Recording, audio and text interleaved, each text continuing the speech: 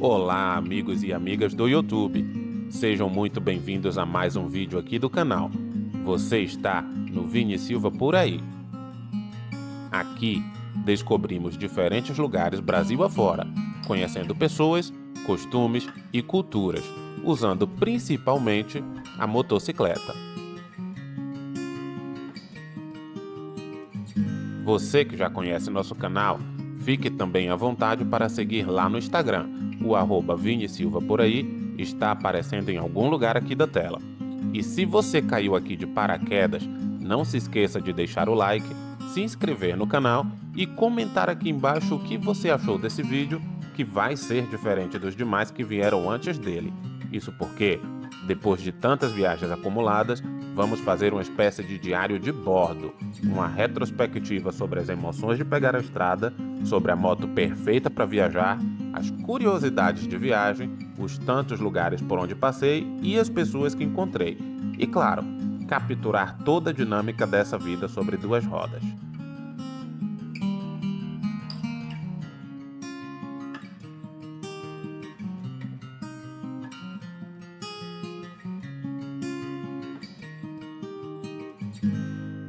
Bora para mais essa aventura? Neste canal, não viajamos para fugir da vida agitada do trabalho e das demandas do dia a dia. Na verdade, dá para dizer que é justamente o contrário.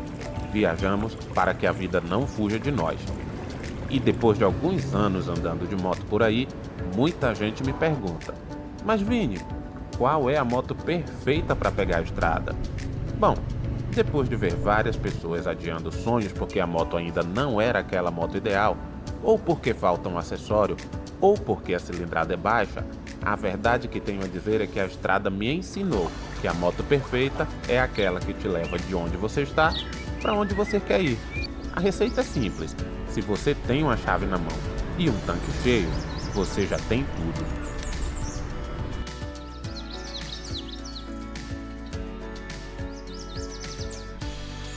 E sempre tem aquelas perguntas clássicas que quem viaja sobre duas rodas está bastante acostumado a ouvir.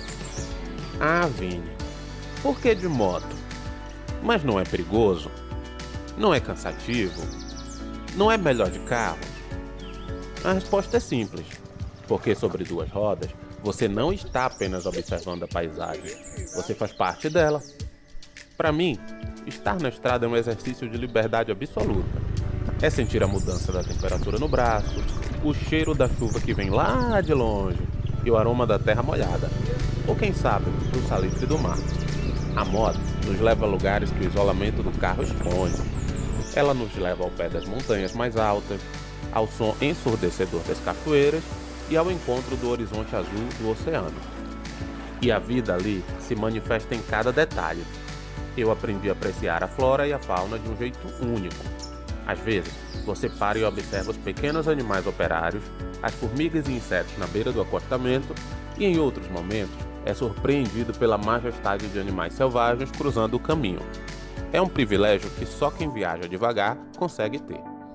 Mas se engana quem pensa que a estrada é só poesia. Pelo contrário, ela é um organismo vivo e perigoso. Onde existe beleza, existe risco. O motociclista precisa ter olhos de lince. É a possibilidade de um animal cruzar a pista de repente, é o perigo constante das barbeiragens de quem não nos enxerga, tem os caminhões pesados, gigantes, que muitas vezes obstruem o trânsito e exigem paciência e estratégia. Tem aquela ultrapassagem perigosa de um terceiro que força a gente para o acostamento. Na moto, o para-choque é você. Cada quilômetro exige atenção total, um respeito sagrado pelo asfalto. É essa mistura de vulnerabilidade e poder que torna tudo tão emocionante. Na estrada, você entende que a vida é um equilíbrio fino. De um lado a liberdade plena, do outro a responsabilidade de voltar para casa.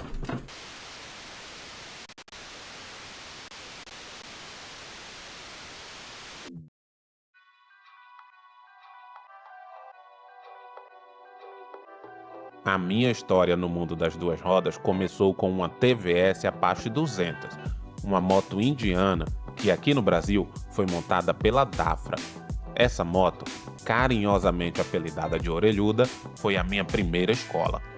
Uma moto ágil, com um ronco que instiga e uma ciclística que perdoa os erros de quem está começando. Com ela, eu entendi que viajar de pequena cilindrada é um exercício de paciência e observação. Você não domina a estrada pela força, mas pela persistência. Cada subida de serra era uma conquista, cada ultrapassagem planejada. Eu não tinha o conforto de uma Big Trail. Na verdade, nunca tive, mas tinha o mundo inteiro pela frente a ser explorado. Foi a orelhuda que me levou aos rincões de Roraima, ao Amazonas, à Guiana e à Venezuela, lugares sobre os quais vamos falar mais tarde aqui nesse vídeo.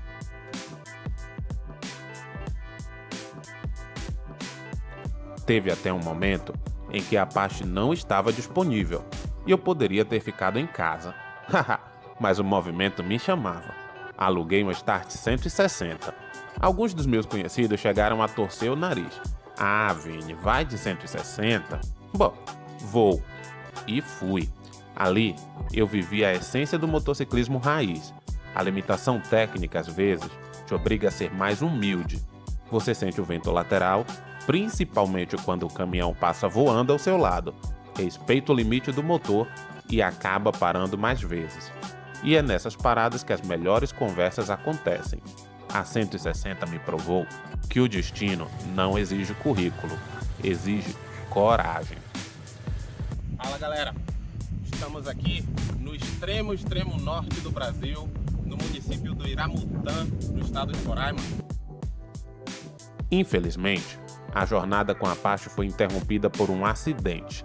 Coisas da estrada que a gente nunca espera, mas que fazem parte do risco que aceitamos correr. Quando chegou a hora de voltar, escolhi a Dominar 400. Foi um salto. A Bajaj proporciona mais torque, mais segurança para manter a velocidade de cruzeiro, menos vibração.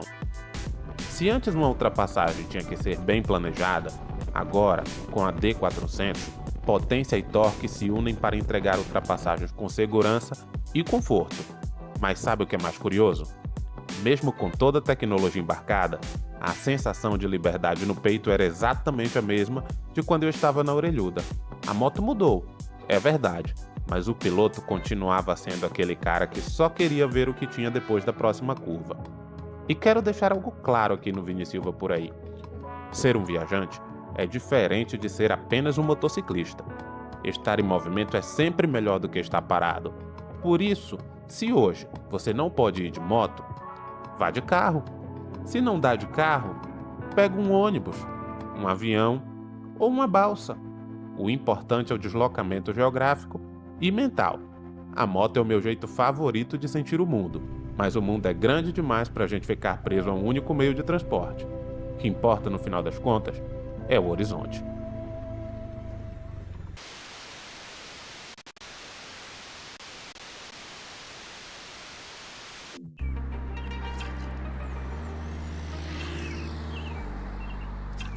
Falar de Roraima para mim não é falar de uma passagem rápida, é falar de casa. Eu morei em Boa Vista e foi ali que minha alma de viajante realmente se enraizou. Vivi intensamente a cultura do Rio Branco, os finais de tarde na orla e a hospitalidade de um povo único.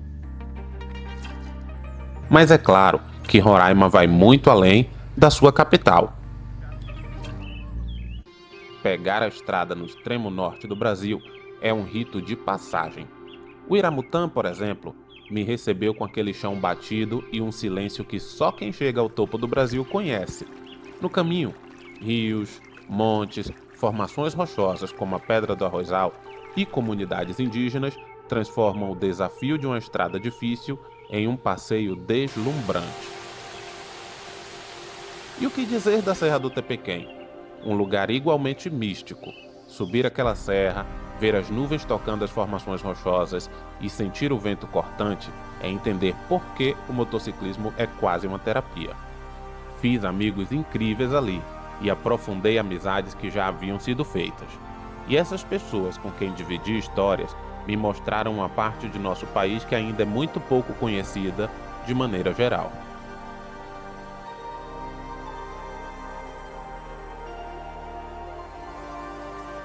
Tendo Roraima como base, as fronteiras parecem convites. Antes de subir para a Venezuela, dei um pulo em Georgetown, na Guiana. Outro mundo. Língua inglesa, mão inglesa, cultura inglesa, mais ou menos. De moto, só fui até a cidade de Lethem e povoados vizinhos, como a vila de Canuku. Mas fui de van até Georgetown, capital da Guiana, com direito a dormir na rede, no meio da floresta, à margem do rio Esequibo. Mas o prato principal mesmo era a Venezuela. Logo após a cidade de Pacaraima, é possível conhecer Santa Helena de Guairém, e as diferenças culturais ali já são gritantes. Como exemplo, não se vê as pessoas se divertindo jogando futebol na rua, mas sim o beisebol. Seguindo rumo ao norte, entrar na Gran Sabana é como entrar em um filme de ficção científica. A imensidão é hipnotizante, mas a beleza cobra seu preço. Na famigerada Troncal 10, a estrada decidiu me testar. Tive um tombo no atoleiro, aquele barro viscoso que não perdoa um erro. Sozinho, levantando a moto e limpando a sujeira, a gente aprende que o orgulho fica no chão, mas a vontade de continuar segue intacta. E aqui eu comprei meu primeiro terreno na viagem. Não tinha por onde passar e acabei parando nesse atoleiro aqui, ó. Nesse atoleiro aí e acabei tombando bem, mas aparentemente nada de grave. Vamos tentar seguir, né? Porque agora não tem jeito, ou volta e vai ter que passar pelo atoleiro de novo, ou vai. Dia 3, concluído com sucesso, e hoje nós estamos numa derrota para ele. Olha só como a estrada deixou a gente hoje. Mas vamos, né? Estamos aqui em Tumeremo, calor que só. Tomar um banho, tentar lavar aqui essa calça para ficar menos apresentável para amanhã. Vamos ver o que é que o dia nos reserva. Por entre as cidades do sul venezuelano, como Tumeremo, El Callao e Upata, me deparei com a escassez de gasolina nos postos, tendo que comprar o combustível de locais que o armazenavam em grandes garrafões. O preço era cotado em ouro, mas, pelo menos à época em que estive por lá, variavam bastante entre o equivalente a 8 e 15 reais por litro. A título de comparação, nos postos de gasolina oficiais, quando a gasolina era encontrada, o valor do litro era equivalente a cerca de R$ 2,50. Saludos. A ver se é serviço. Ok, gracias. Muita gente tem medo do desconhecido, e confesso que não sou diferente. Por isso, fui bastante criticado por decidir ir à Venezuela. Até chamei algumas pessoas para irem comigo, mas acabou que eu fui sozinho. Me puseram medo. Me disseram que levariam minhas coisas, que levariam a minha moto, que eu seria alvo de extorsão, que eu teria meu CPF cancelado por lá, se é que vocês me entendem. E todas essas previsões adicionaram ainda mais medo e tensão à minha aventura. Mas quer saber? Fui com medo mesmo. Por aqui ou por aqui? Sim, já. É verdade que encontrei alguns policiais por lá que pediram pequenas contribuições ilegais nas famosas alcabalas venezuelanas. Contribuições, aliás, que eu não fiz. Mas em El Tigre, tive uma surpresa bastante positiva. Fiz amizade com os policiais locais. Trocamos ideias, cafés e histórias de vida. Conversamos sobre uma série de coisas. Futebol, sobre a própria vida na Venezuela, a segurança e, claro, sobre motos. O respeito abre portas. Portas, às vezes, que nenhuma cilindrada é capaz de abrir.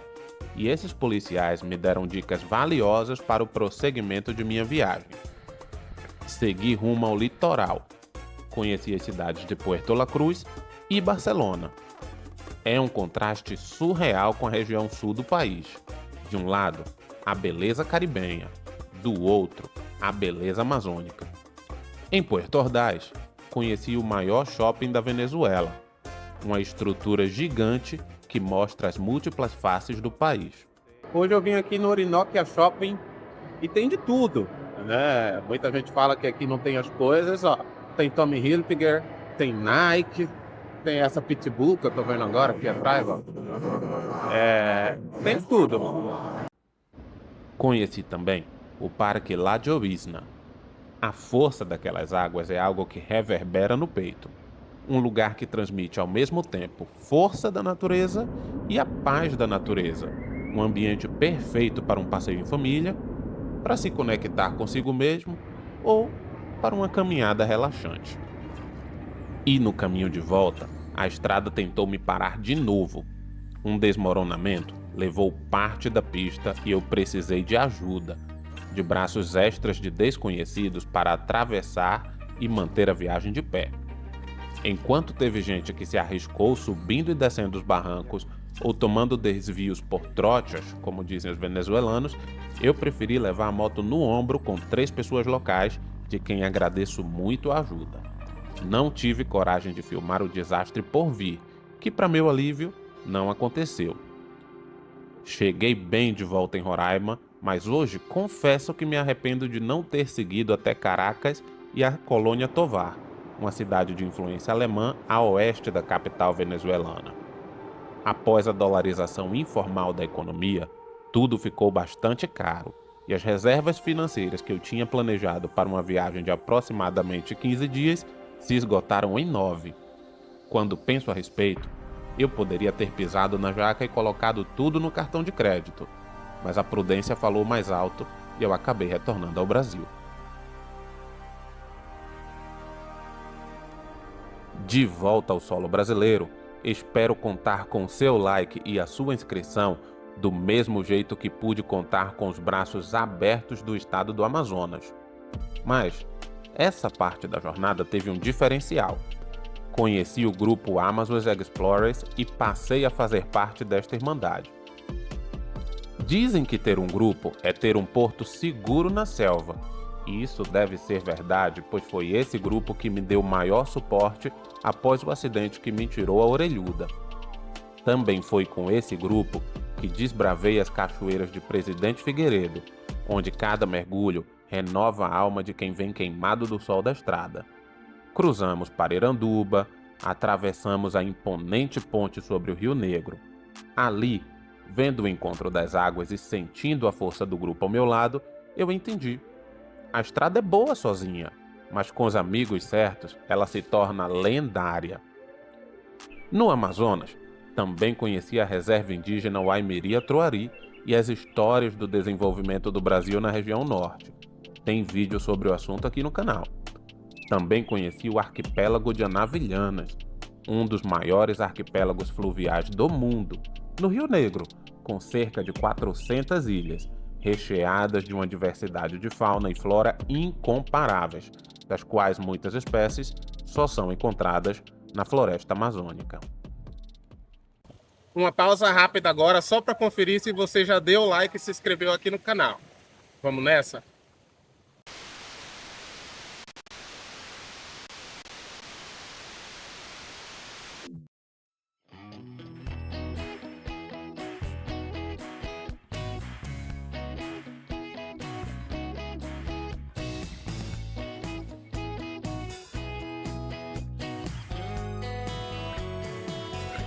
Descendo para o Nordeste, a estrada muda de ritmo, completamente. Eu costumo dizer que já virei piloto de carteirinha entre a Bahia e a Paraíba. Eu vou deixar para falar da Bahia em outro momento aqui do vídeo, e vou iniciar por Sergipe, onde a gente aprende que o menor estado da federação é gigante em cultura.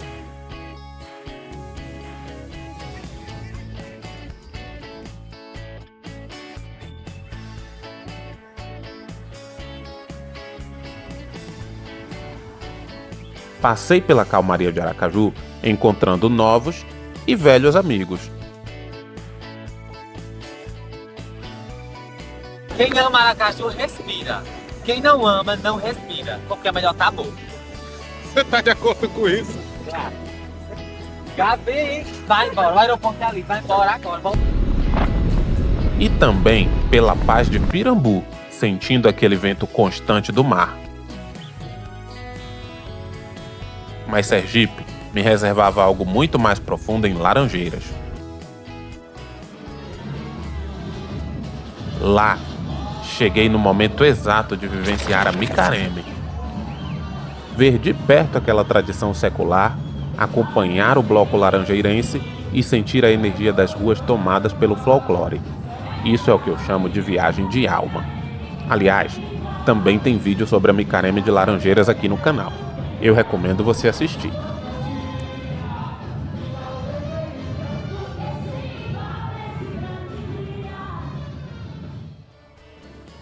Em Itabaiana, mudei a chave e fui viver outra paixão nacional, o futebol.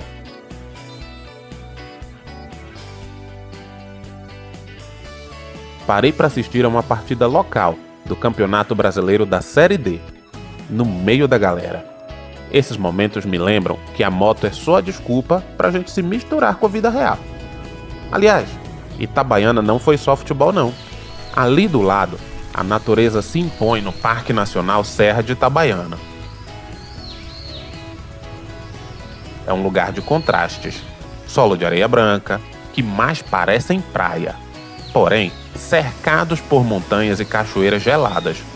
Caminhar por ali depois de tantos quilômetros de asfalto é o que renova as energias. É o silêncio da serra, equilibrando o barulho do motor.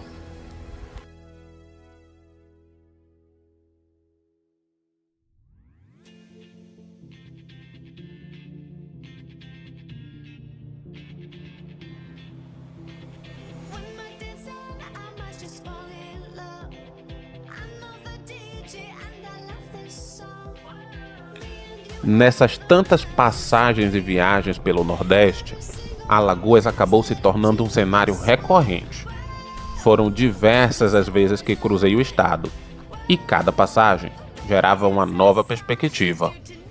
Alagoas tem um asfalto que te convida a acelerar, com aquele visual clássico que alterna entre o verde dos canaviais e o azul infinito do horizonte. Entre balsas, estradas e mar, conheci diversas cidades alagoanas. Penedo, Piaçabuçu, Coruripe, Matriz de Camaragibe, Campestre e muitas outras cidades do interior alagoano.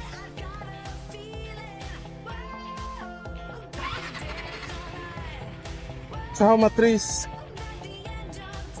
E claro, não posso deixar de mencionar a capital Maceió.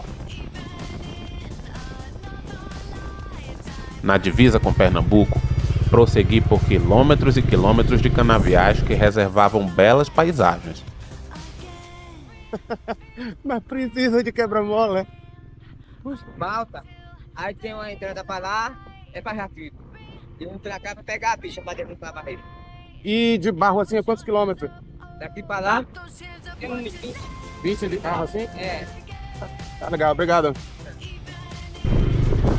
Alagoas, para mim, funcionou como um trecho de transição, onde a moto parece flutuar, preparando o espírito para o que vem adiante.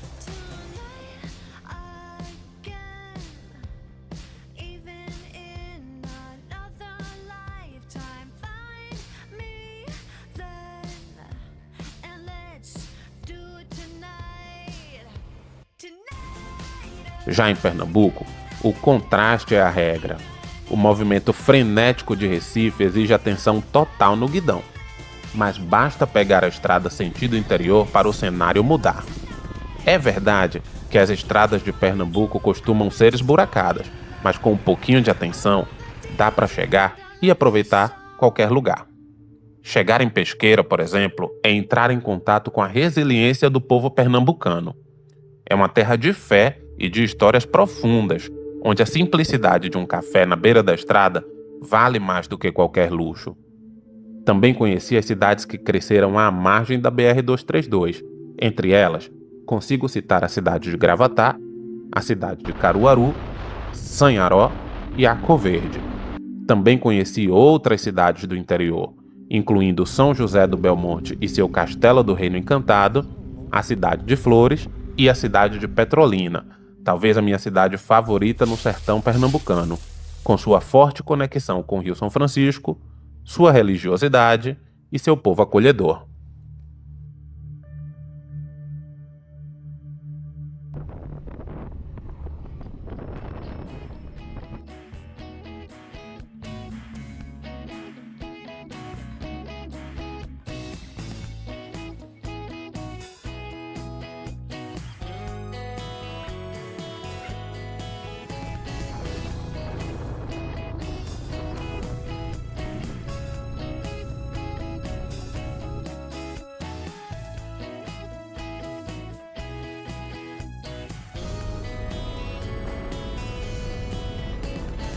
E apesar de gostar muito de Sergipe e Alagoas, e Pernambuco ser o meu estado favorito no Nordeste depois da Bahia, claro, o grande destaque desses Grand Tours pelo Nordeste foi, sem dúvida, a Paraíba.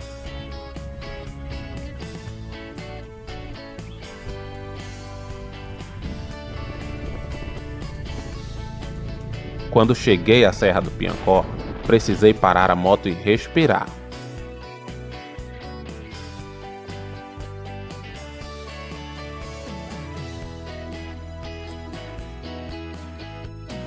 A paisagem ali é de uma força bruta. A aridez do solo, as formações rochosas e aquele sol que parece queimar o asfalto criam uma estética que me transportou imediatamente para o Atacama.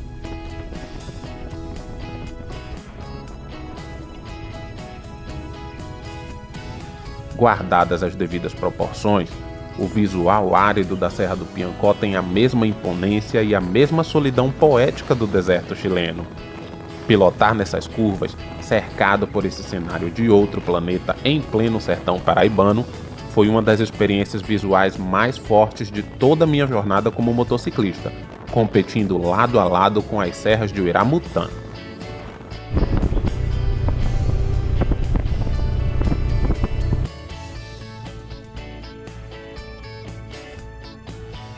Topa barra. O Brasil sempre prova que não deve nada em beleza para lugar nenhum do mundo.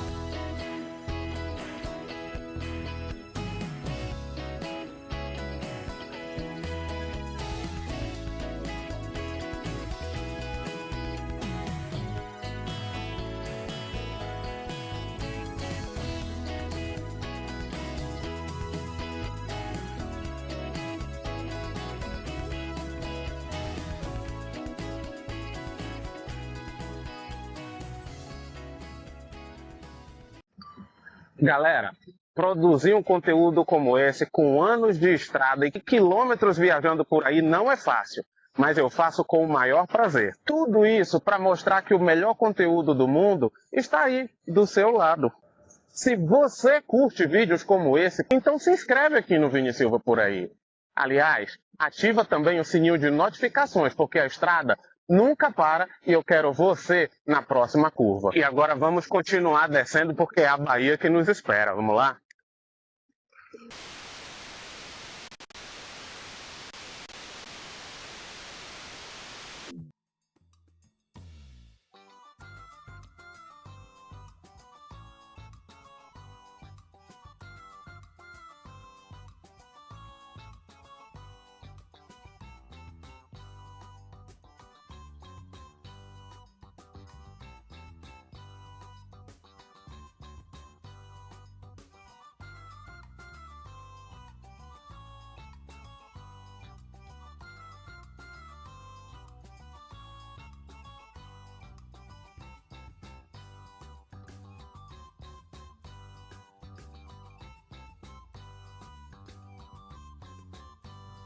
Ah, minha Bahia, minha querida e amada Bahia.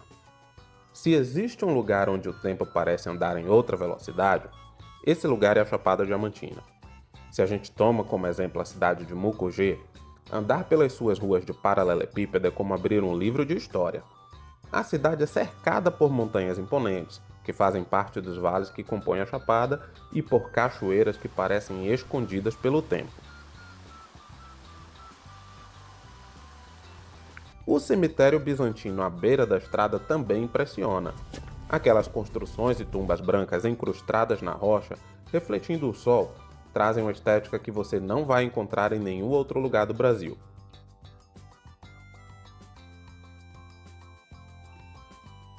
Passei também pela Igreja Matriz, que é o coração da cidade, um símbolo da época em que o diamante ditava o ritmo da vida em Mucugê. É um visual que limpa a vista e a alma.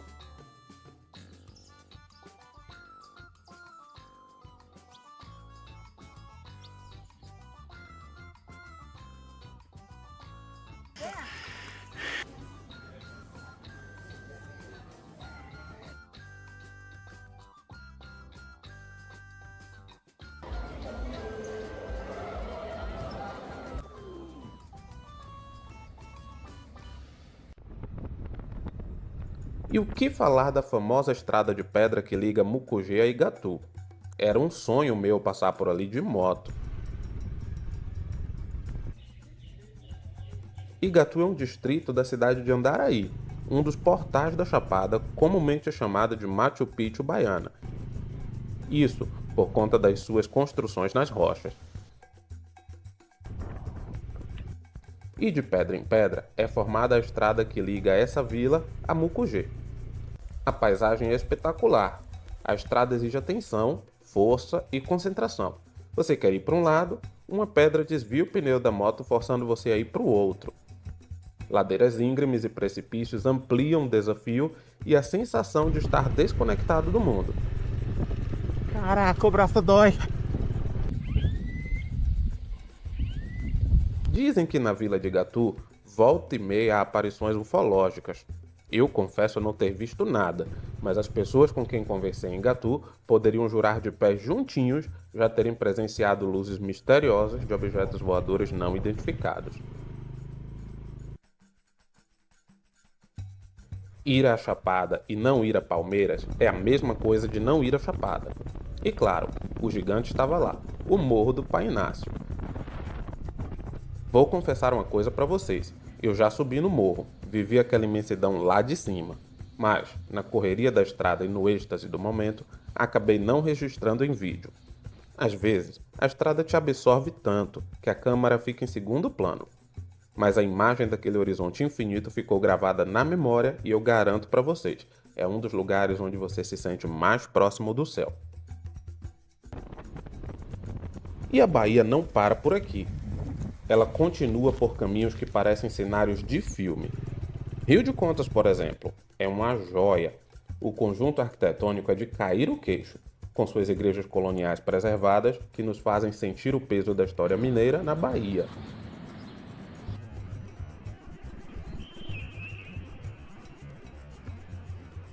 Mas quem disse que Rio de Contas é só pedra e altar? A cidade é abençoada com cachoeiras de águas geladas, que são o prêmio, depois de horas e horas sob o sol do sertão. Logo ali do lado tem a cidade de Livramento de Nossa Senhora. A descida da Serra de Rio de Contas para Livramento é um dos trechos mais bonitos que já vi no Brasil. Mais um dos lugares que tem poucos concorrentes em termos de beleza natural no mundo.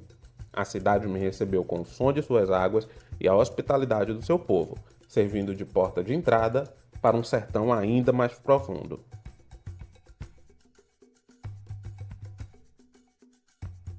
E o que falar do oeste da Bahia? Esta região que há pouco mais de 2 anos me recebeu profissionalmente de braços abertos. Cruzar o oeste baiano é sentir a força de um Brasil que produz e se transforma. A cidade de Barreiras é o coração dessa região. É uma cidade que impressiona pelo seu tamanho e pela forma como o Rio Grande e o Rio de Ondas cortam o cenário urbano, trazendo um frescor necessário para o calor do Cerrado. A cidade é um dos polos do agronegócio brasileiro, mas também é um dos principais palcos dos movimentos de resistência da agricultura familiar, com fortes representações de grupos sociais, de movimentos quilombolas, indígenas e de geraizeiras. Barreiras possui uma paisagem urbana em constante verticalização. Uma noite vibrante que combina o karaokê da velha guarda com elementos modernos, tanto na música quanto na gastronomia. Muito bem, eu nem desconfiava. Em suma, é como um colega de trabalho meu costuma dizer, Barreiras, em sua história recente, tenta acomodar as suas tradições ribeirinhas com a lógica crescente do agronegócio que modificou a sua economia e as relações entre infraestrutura e mobilidade urbana. Mas o Oeste guarda segredos que vão muito além do agronegócio. As cidades vizinhas de Barreiras, como São Desidério e Luiz Eduardo Magalhães, também possuem atrativos naturais de respeito. Seja bem-vindo a São Desidério. Entre eles, o Paredão Deus Me Livre, às margens do Rio Grande e a Cachoeira do Acaba Vida. As menineiras, ei, quando o drone passa lá perto, ei, meu menino, que bem é, sabia? Tem também Correntina, um lugar onde a água é a protagonista absoluta. É impossível não se encantar com os rios que cortam a cidade, formando arquipélagos naturais e um clima de balneário no meio do sertão. No fim das contas, o potencial ecoturístico da região oeste da Bahia é gigantesco, com grutas, paredões e rios que brotam do nada. São cidades que mostram uma Bahia rica, fértil e cheia de vida, onde a moto parece até render mais nas retas infinitas que ligam esses pontos. Ali, do outro lado do Rio São Francisco, as cidades de Botirama e Bom Jesus da Lapa são algumas das cidades mais relevantes da Bahia. Tá com esse caminhão enorme aí na frente.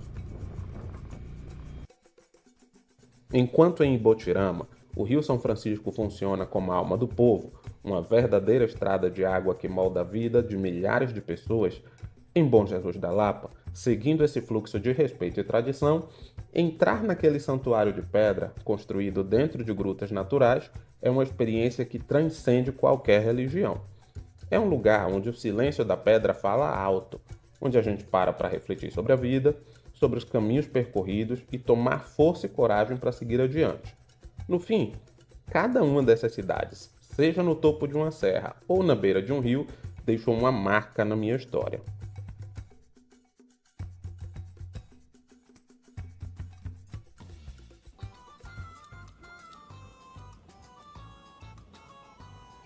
A Bahia também tem seu litoral. Aliás, o maior litoral do Brasil, com extensão superior a 1.100 quilômetros. O litoral baiano é dividido em várias zonas turísticas, cada uma com trechos remanescentes de Mata Atlântica cortados por cidades imponentes. A Costa dos Coqueiros, por exemplo, é a costa norte do estado, iniciando na minha cidade, Lauro de Freitas, e seguindo até a divisa com Sergipe. As praias de água morna são o principal atrativo da região, mas também é possível aproveitar trilhas, cachoeiras, lagos e monumentos históricos.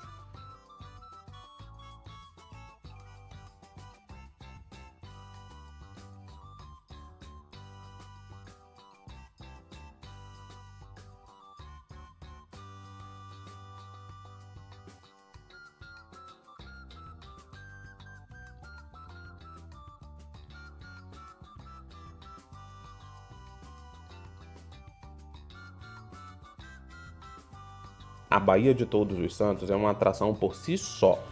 Além de Salvador e da ilha de Itaparica, a Baía de Todos os Santos abriga o Recôncavo Baiano, com cidades de importância histórica como Cachoeira, São Félix e Santo Amaro, além de várias comunidades quilombolas que trazem marcadas em suas identidades um retrato da história do Brasil.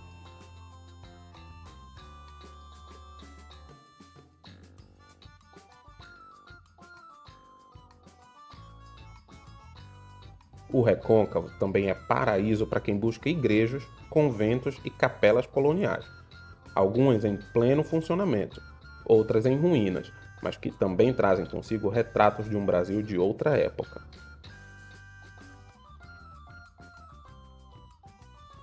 A Costa do Dendê talvez seja a região da Bahia onde a Mata Atlântica está mais preservada. Um exemplo disso é a chegada à cidade de Cairu, onde a estrada volta e meia se sente invadida pela vegetação, e as diversas áreas de preservação ambiental existentes ali abrigam diversos atrativos ecológicos imponentes. Entre eles, o principal é a Cachoeira da Pancada Grande em Grapiona, uma queda d'água de 65 metros coberta pela mata.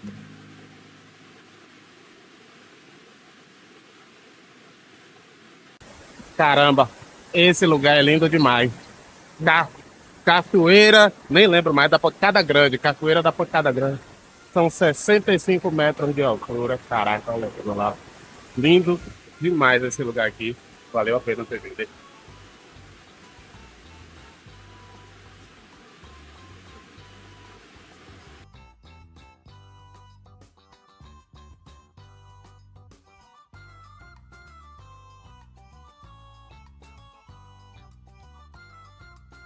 Itacaré e Ilhéus pertencem à Costa do Cacau, que também preserva bastante da Mata Atlântica nativa.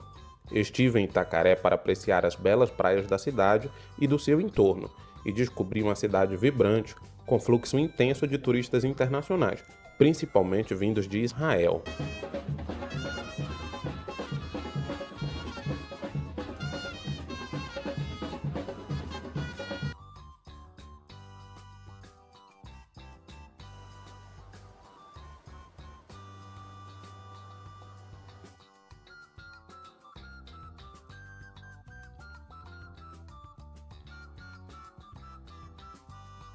A Bahia conta ainda com a Costa do Descobrimento, com Porto Seguro e seu distrito de Arraial da Ajuda como seus principais destinos e a Costa das Baleias, por onde, até então, só estive de passagem. Infelizmente.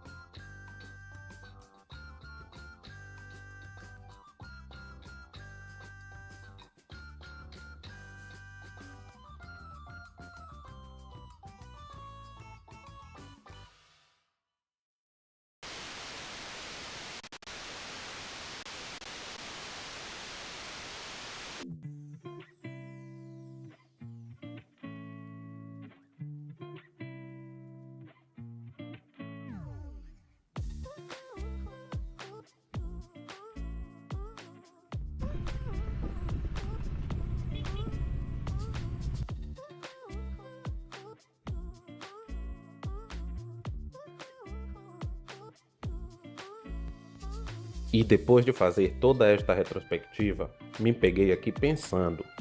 Muita gente me pergunta se eu só viajo de moto. Aliás, quem me acompanha nessa vida, volta e meia me vê de moto em um lugar diferente por aí.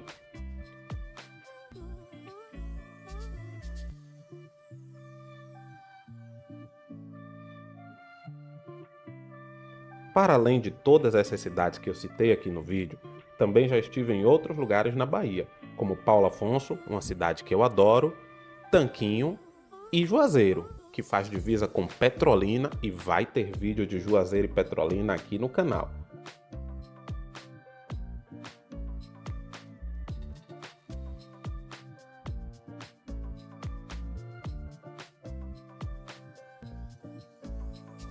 Também já estive em cidades interioranas dos estados do Nordeste aqui vizinhos. Já estive em Goiânia e no interior de Goiás e já estive em Brasília. Mas a resposta para a pergunta que muita gente me fez é: não, eu não viajo só de moto. Eu viajo de qualquer jeito. O movimento é o que importa. Já conheci o tempero de Belém, fui de avião, a força de Marabá e a imensidão das águas do Jalapão no Tocantins, um lugar que parece um oásis no meio do cerrado.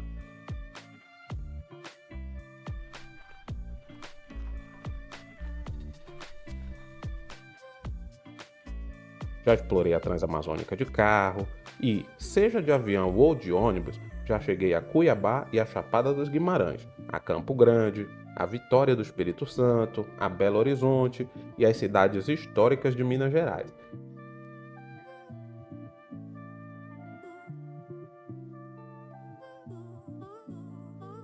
Cheguei até Macapá e quantas vezes visitei as famosas cidades do Rio de Janeiro, São Paulo, Fortaleza e João Pessoa. A lista de lugares que conheci parece infinita e só aumenta. Mas uma coisa é certa, onde a moto não pôde ir, meu espírito viajante foi, porque a curiosidade não conhece limites de transporte.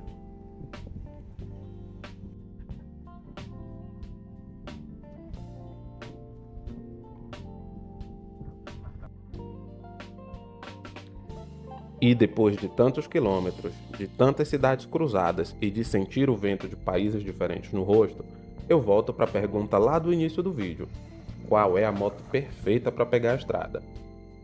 Olhando para trás, percebo que a moto foi apenas um convite.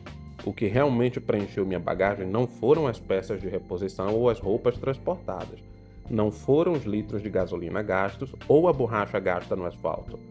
O que preencheu minha bagagem foram as amizades. Foram os amigos de infância que o destino me permitiu reencontrar e as novas irmandades, como os Egg Explorers, lá em Manaus, que me mostraram que ninguém cruza a selva sozinho.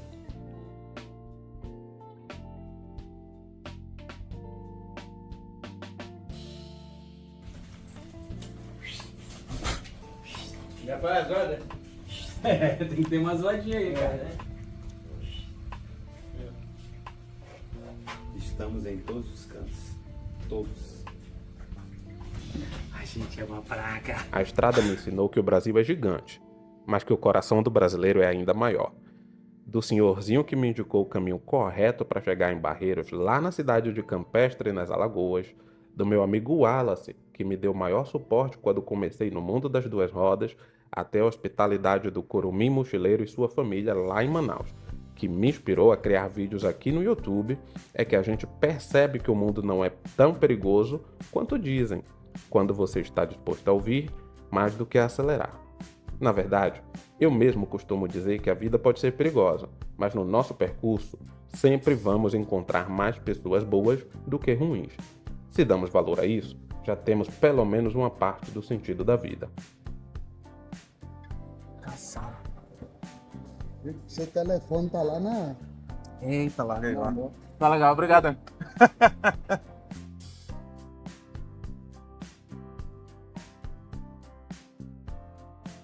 A gente dividiu um tempo de convivência em Roraima, quando ambos moramos lá, e ele chegou antes, né? Porque a moto dele foi por via não aérea, então ela demorou. Ele comentava sobre as viagens com a moto, e passear de moto, mas a moto nunca chegava, e aí a gente começou a brincar de que era uma moto imaginária, era algo da cabeça dele. Vou falar um pouco sobre a viagem mais inesquecível, mais louca que eu fiz na minha vida. E eu não sou uma mulher de muitas viagens, mas a que mais me marcou foi a ida para o Azerbaijão em 2019, né? Foi um pouco antes da guerra que teve lá, né? Em Nagorno-Karabakh. E isso mudou completamente minha vida, tanto lá como a visão que eu tive sobre o país, sobre a cultura muçulmana. Voltei para o Brasil e comecei a apoiar o Azerbaijão sobre, né? Estava havendo a guerra lá. Isso eu fiz muitos amigos, amigos importantes, amigos que eu carrego para a vida inteira. E entre eles o Vini Silva, que é parte da minha família hoje em dia. Oi gente, aqui quem tá falando é Diego, e para falar de uma das viagens mais marcantes que eu fiz com o Vini, foi a viagem que a gente fez para Manaus, juntamente com nossa amiga Rejane. Foi uma viagem muito divertida, fizemos o safari amazônico, comemos comidas típicas maravilhosas e claro, né, na companhia de muita gente bacana. Nós estamos aqui, mais um dia, mais um passeio de moto, que está acontecendo depois de 4 anos, depois do último passeio que a gente fez, quando o Vini comprou a sua primeira moto. Estamos aqui hoje no emissário, em Arembebe, sim. E é isso aí, gente. Vamos aproveitar a vida, que só tem uma vida. Vamos viajar de moto, de ônibus, de bicicleta, de avião. De que você conseguir viajar e aproveitar a vida da melhor maneira possível, porque a gente só tem. Tem um episódio da minha história com o Vinícius que eu nunca esqueço, que foi quando nos conhecemos. Ele estava indo ao meu encontro quando ele sofreu um acidente e não conseguiu chegar até mim naquele dia. Mas naquele fim de semana a gente ajudou ele a recuperar a moto e fizemos um passeio juntos. Foi daí que o Vini entrou para sempre no grupo do Amazon Explorer. Tem um trecho que eu gostaria muito de fazer com o Vini Silva, que é o da BR-319. Isso aí a gente ainda vai viver para isso, meu camarada. Passar pela BR-319 no inverno. Ei, Vini, tudo bom, meu parceiro? Um dos momentos mais incríveis que eu compartilhei com você foi lá em feira, cara. Por muitas semanas que a gente vivenciou junto, né? Principalmente também aprendizagens compartilhadas sobre o esporte, sobre a vida. Cara, você é incrível, grande amigo. Tamo junto. Agora almocei em feira, agora assisti um futebolzinho, vai ficar legal. Cara, conhece? Eu tô aqui de Salvador. Vale a pena contratar com dinheiro.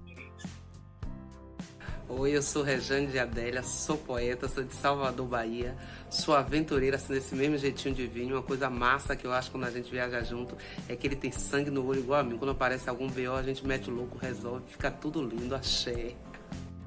Eu morei em Manaus, Amazonas, por 7 anos, no final dos anos 80 ao começo dos anos 90. No tempo que morei lá, quis muito conhecer Boa Vista, Roraima. Apareceram algumas oportunidades que, infelizmente, eu deixei passar. E um dia fui transferido para Brasília e nunca mais voltei. Mas fiquei com a vontade. Daí Vinícius foi morar lá em Boa Vista. Eu disse, agora eu vou.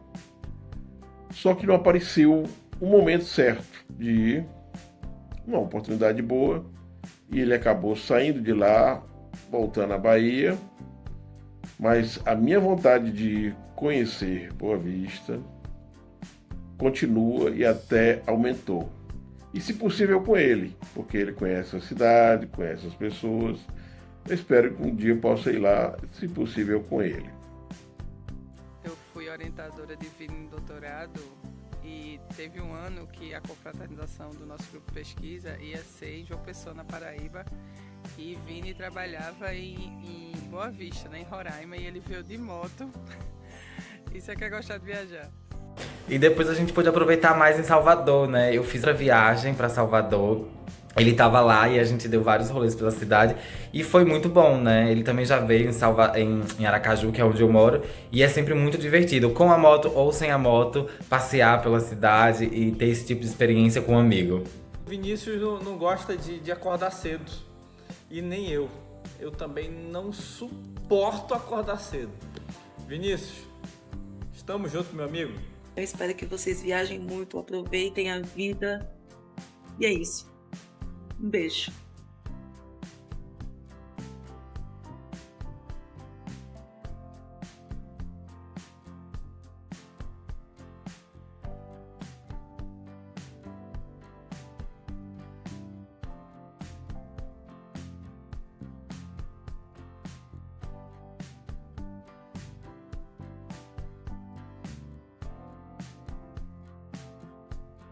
No final, eu já viajei de 160, de 200 e agora estou com uma moto de 400 cilindradas.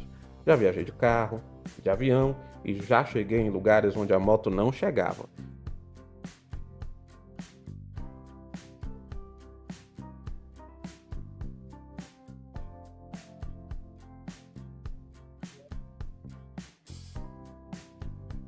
E a lição no final é uma só. A vida acontece lá fora, no movimento, no encontro, no imprevisto. Por isso, obrigado por fazerem parte da jornada do Vini Silva por aí.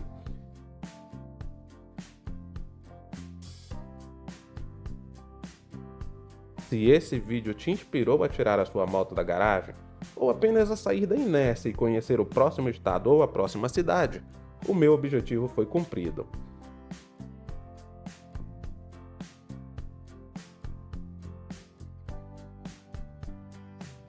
A gente se encontra em algum posto, em alguma curva ou em qualquer lugar onde o horizonte for limite.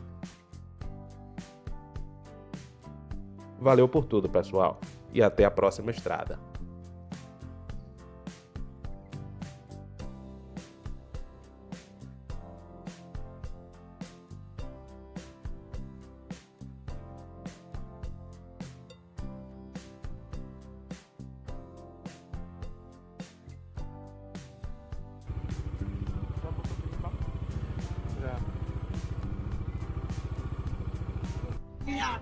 Boa viagem, galera. Falou, pai. Segurança. Tá bom também. Tá bom Meu demais. filho, deixa eu ir lá. Vai, Valeu. Boa viagem, viu? Valeu. Ô, Diegão. Pô, velho, valeu. Até a próxima. Volta lá. Tá, Jane. Tchau. Já foi. Beijo. Valeu, meu caro. Até a próxima. Até a próxima. Deus. E agora é hora de quê? Da musiquinha, né?